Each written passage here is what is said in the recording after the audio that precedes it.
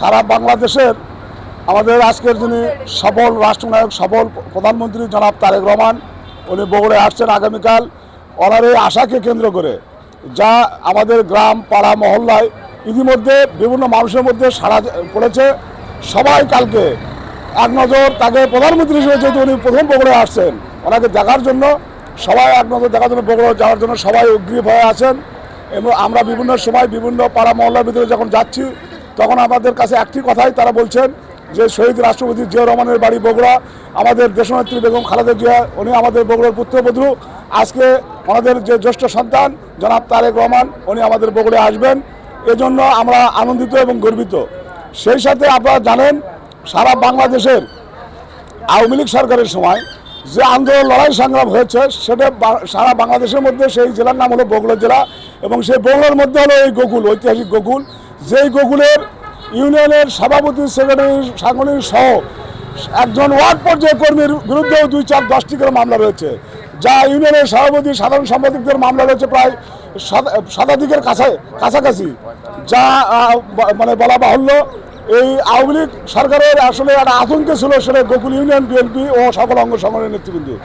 আপনাদের মাধ্যমে এটুকু বলতে চাই, আগামীকাল বগুড়া আলতামোনাচা খেলার মাঠ, এই খেলার মাঠ পরিপূর্ণ হয়ে আমরা তো মনে করতেছি যে আগামীকাল বগুড়া মাইরেলি বিমানবন্দর পর্যন্ত এই লোকজন চলে আসবে।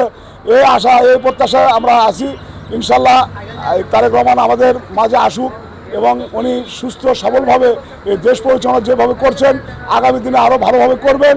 এই আশা, এই প্রত্যাশা রেখে আমাদের গোকুল ইউনিয়নের সার্বিক উন্নয়ন, আমাদের উপনির্বাচনে যিনি আমাদের এমপি মহোদয় হয়েছেন, উনি আমাদের খোঁজখবর নিচ্ছেন।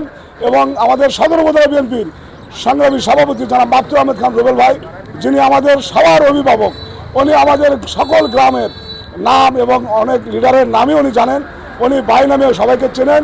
উনি আমাদের সকলের দুঃখ দুর্দশার কথা শোনেন এবং আগামীতে ইনশাল্লাহ সেগুলো সফলভাবে মানে পার হবে, এই আশা আমরা করি।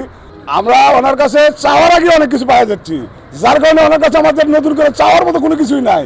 কারণ আমরা যে মানুষটিকে পেয়েছি, যিনি যারা আমরা সরাসরি ভোটে যাকে প্রধানমন্ত্রী নির্বাচিত করেছি, ওনার কাছে আমাদের চাওয়ারই কিছু নাই। উনি আল্লাহ পাক ওনাকে সুস্থ রাখুক, উনি ভালো থাকুক, এইটুকুই আমরা চাই। ওনার কাছে আমাদের এলাকার উন্নয়নে কোনো কিছু চাওয়ার মতো কোনো কিছু নাই। যে কথাটা আমি বলেছি, আমাদের বগুড়া সদরের এমপি মহোদয় জনাব রেজাউল করিম বাদশা এবং সদর উপজেলা বিএনপি সভাপতি মাকতুর খান রুবেল ভাই ইতিমধ্যে আমাদের এলাকার উন্নয়নের ছোঁয়া উনি দিয়েছেন। আমাদের কাজ অলরেডি শুরু হয়ে গেছে, যার কারণে আমাদের চাওয়ার এখানে আর কোনো কিছু নাই।